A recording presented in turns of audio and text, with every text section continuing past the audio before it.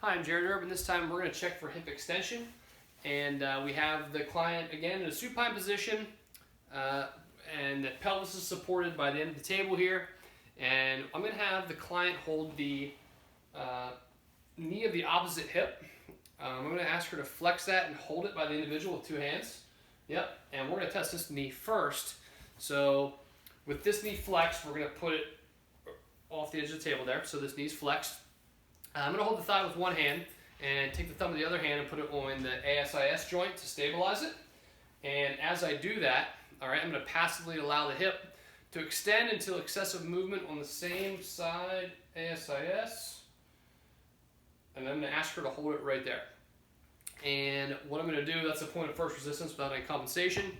I'm going to take the axis of the goniometer and put it on the lateral thigh over the greater trochanter, and I'm going to take the stationary arm and I'm going to put this in the lateral midline of the pelvis and the trunk, and I'll take the movement arm and I'm going to put that in the midline of the femur here of the thigh bone, and we're looking for, we'll get our measurement on the short, in the middle of the short arm of the goniometer, and we're looking for any type of range of motion from 0 to -10.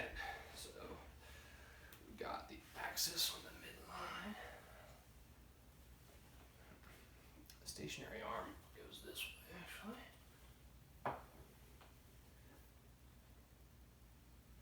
And that should be in the midline, lateral midline of the femur.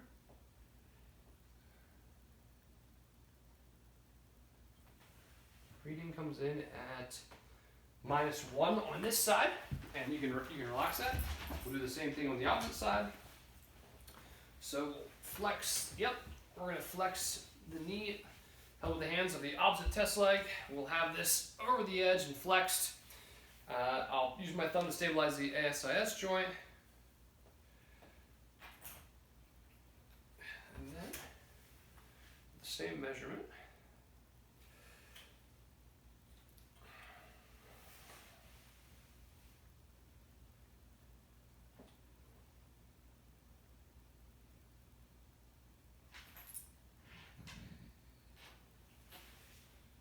This side, doing a little bit better. Looks like coming in at -4, the range of motion.